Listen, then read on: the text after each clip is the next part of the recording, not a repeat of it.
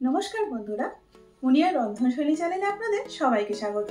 আশা করি আপনারা সবাই খুব ভালো আছেন। বন্ধুরা, আমরা বাঙালিরা ইলিশ মাছ যতটা ভালোবাসি ঠিক ততটাই কিন্তু ভালোবাসি চিংড়ি মাছ। আর এই চিংড়ি মাছ দিয়ে আমরা নানা রকমের পদও তৈরি করে থাকি। তবে তার মধ্যে অন্যতম একটি পদ হলো দই চিংড়ি, যেটা আজকে আমি তৈরি করব। টক ঝাল মিষ্টি স্বাদের তৈরি চিংড়ি মাছের এই পদটা খেতে যত সুস্বাদু, তৈরি করাও কিন্তু ততটাই সোজা। আর খুবই কম উপকরণেই এটা তৈরি হয়ে যায়। গরম গরম ভাতের সঙ্গে যদি এই দই চিংড়ি থাকে তাহলে কিন্তু অন্য কোনো পদের প্রয়োজনই পড়ে না। সব ভাতটাই কিন্তু এই চিংড়ি মাছ দিয়েই খাওয়া হয়ে যায়। তাহলে চলুন বন্ধুরা, দেখে নিই এই দই চিংড়ি কি করে তৈরি করতে হয়। এখানে আমি একটু বড় সাইজের 8টা চিংড়ি মাছ নিয়েছি। এখন এর মধ্যে দিয়ে দিচ্ছি কিছুটা নুন।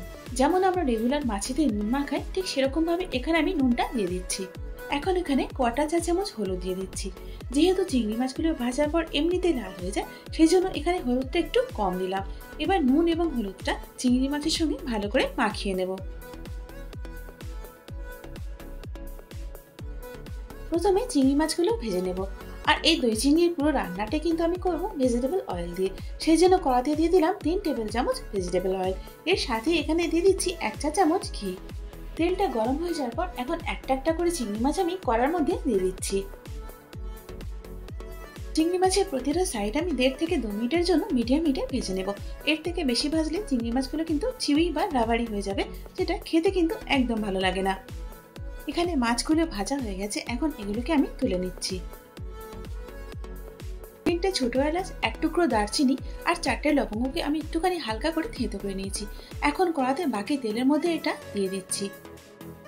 এর সাথে এখানে একটা তেজপাতাকে ছিঁড়ে দিয়ে দিচ্ছি। এখন এই মশলাগুলোকে 10 থেকে 12 সেকেন্ডের জন্য একটুখানি নেড়ে নেব। এখন এর মধ্যে দিয়ে দিচ্ছি 2টো বড় সাইজের চপ করে নেওয়া পেঁয়াজ। এখন মিডিয়াম হিটে পেঁয়াজটাকে 3 থেকে 4 মিনিটের জন্য ভেজে নেব। বন্ধুরা, এখানে চিংড়ি মাছটা ভাজার পর আরও 3 টেবিল চামচ ভেজিটেবল অয়েল আমি কড়ার মধ্যে দিয়েছিলাম, যেটা ভিডিও করা হয়নি। 4 মিনিট পর এখন এখানে দিয়ে দিচ্ছি 1 টেবিল চামচ আদা বাটা। আদার কাঁচা গন্ধ চলে যাওয়া অবধি এটাকে পেঁয়াজের সঙ্গে ভেজে নেব। আদা বাটাটা ভেজে নেওয়ার পর এখন এখানে দিয়ে দিচ্ছি 1 টেবিল চামচ ধনে গুঁড়ো আর তার সাথে দিয়ে দিচ্ছি 1 টেবিল চামচ কাশ্মীরি মির্চ পাউডার। কাশ্মীরি মির্চের পর এখন এখানে দিয়ে দিচ্ছি 1 চা চামচ হলুদ গুঁড়ো আর তার সাথে ঝালের জন্য দিয়ে দেব 1.5 চা চামচ লঙ্কা গুঁড়ো। এখন এই সমস্ত মশলাকে 1.5 থেকে 2 মিনিটের জন্য মিডিয়াম হিটে ভেজে নেব। দেখুন বন্ধুরা, মশলাগুলো এখানে খুব শুকনো হয়ে গেছে আর কড়ার সঙ্গে প্রায় লেগে যাচ্ছে। সেই জন্য এখানে আমি দিয়ে দিচ্ছি 2 টেবিল চামচ জল। জলটা দেওয়ার পর সব মশলাগুলো আবারও একবার ভালো করে নাড়াচাড়া করে নিচ্ছি। যেহেতু দই চিংড়ি, সেই জন্য দই তো দিতেই হবে, দই ছাড়া তো এটা হবে না। সেই জন্য এখানে আমি দিয়ে দিলাম 1/2 কাপের থেকে কিছুটা বেশি ফেটিয়ে নেওয়া দই। দইটা দেওয়ার আগে আপনারা কিন্তু অবশ্যই দইটা একটু ফেটিয়ে নেবেন, তা না হলে এটা কিন্তু দানা দানা হয়ে যাবে। এবার দইটাকে ততক্ষণ অবধি মশলার সঙ্গে ভালো করে কষিয়ে নেব যতক্ষণ না দইয়ের কাঁচা গন্ধটা চলে যায় এবং মশলার থেকে তেল না আলাদা হয়ে যায়। দেখুন বন্ধুরা, এখানে মশলাটা খুব ভালো করে কষানো হয়ে গেছে, কারণ মশলার থেকে তেলটা সেপারেট হয়ে গেছে আর মশলাটা আগের থেকে অনেকটাই শুকনো হয়ে এসছে। প্রায় 15টা কাজুকে ভিজিয়ে নিয়ে আমি বেটে নিয়েছি। এখন এই পেস্টটাই আমি মশলার মধ্যে দিয়ে দিচ্ছি। এখন এই কাজুর পেস্টটাকেও বাকি মশলার সঙ্গে মিডিয়াম হিটে 3 থেকে 4 মিনিটের জন্য ভালো করে কষিয়ে নেব।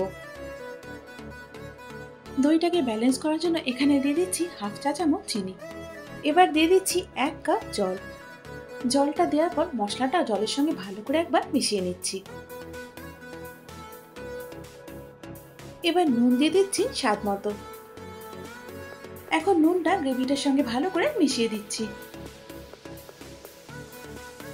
আমাদের দই চিংড়ির গ্রেভিটা কিন্তু একদম রেডি হয়ে গেছে।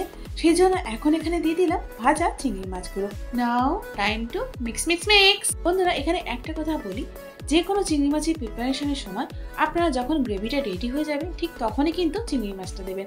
আগের থেকে চিংড়ি মাছটা কিন্তু গ্রেভিতে দিয়ে দেবেন না, কারণ চিংড়ি মাছটা খুব তাড়াতাড়ি রান্না হয়ে যায়। সেই জন্য চিংড়ি মাছটা গ্রেভিটা রেডি হওয়ার পরই দেবেন। চিংড়ি মাছগুলো গ্রেভিতে দেওয়ার পর গ্রেভিটা কেবলমাত্র 1 থেকে 1.5 মিনিট মিডিয়াম হিটে ফুটিয়ে নেব।